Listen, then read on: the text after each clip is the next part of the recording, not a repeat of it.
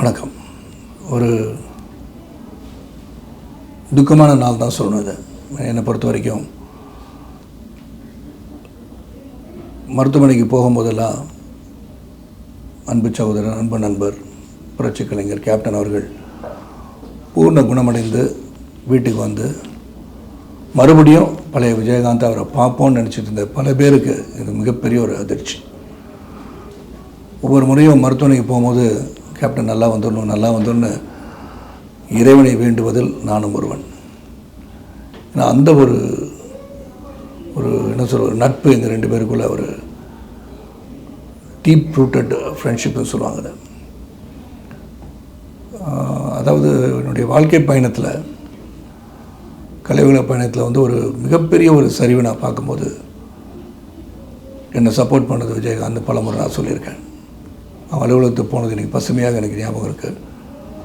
புலனசாரணை படத்துக்காக அவருடைய makeup and ராஜுனை அவர்கிட்ட கூப்பிட்டு போனார்.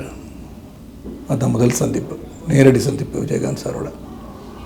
அவர் ராவுத்தர், டைரக்டர் செல்வமணி. அதாவது ஒரு இயக்குனருக்கு ஒரு உரிய மரியாதை அன்றைக்கி அவர் எப்படி கொடுத்தான்றது என்னால் நேராக பார்க்க முடிஞ்சது.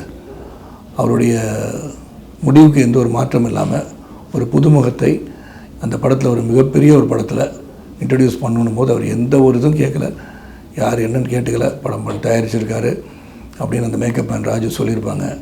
படத்தில் போட்டார். அன்று துவங்கிய அந்த நட்பு இன்று வரை நான் வந்து விஜயகாந்த் வாழ்ந்து கொண்டிருக்கிறார் நான் நினச்சிட்ருக்கேன்.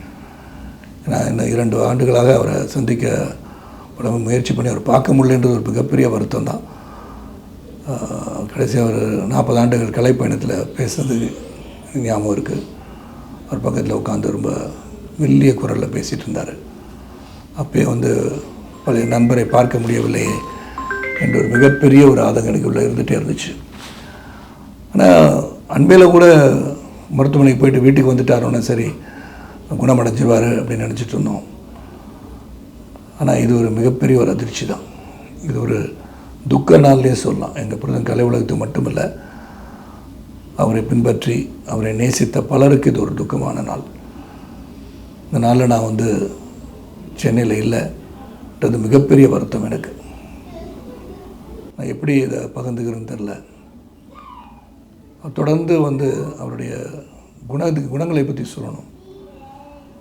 விஜயகாந்த் சார் வந்து எனக்கு தொடர்ந்து நிறைய படங்கள் வாய்ப்பு கொடுத்தார் எனக்கு.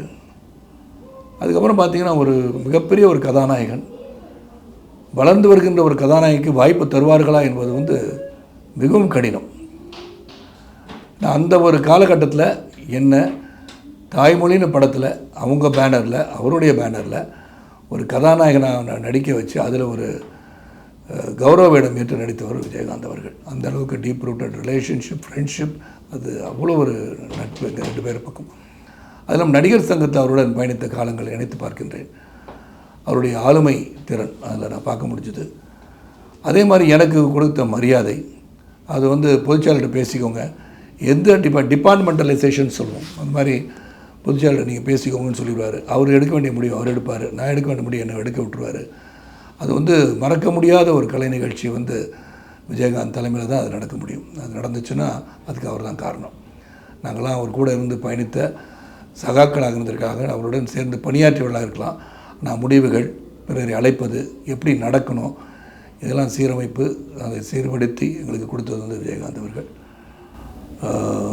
அவரை இழந்து தவிக்கின்ற ஒரு குடும்பத்தாருக்கும், தேமுதிகவின் உறுப்பினர்களுக்கும், தமிழக மக்களுக்கும், ரசிக பெருமக்களுக்கும் என்னுடைய ஆழ்ந்த அனுதாபங்களை, இரங்கலை என் சார்பாகவும், என் இயக்கத்தின் சார்பாகவும், என் குடும்பத்தின் சார்பாகவும் தெரிவித்துக் கொள்கின்றேன். விஜயகாந்த் சார், நீங்கள் என்றும் அனைவரின் மனங்களில் வாழ்ந்து கொண்டே இருப்பீர்கள். நீங்கள் மறையவில்லை, வாழ்ந்து கொண்டிருக்கிறீர்கள், எங்களை பார்த்து கொண்டிருக்கிறீர்கள் எடுத்துக்கொள்கின்றேன்.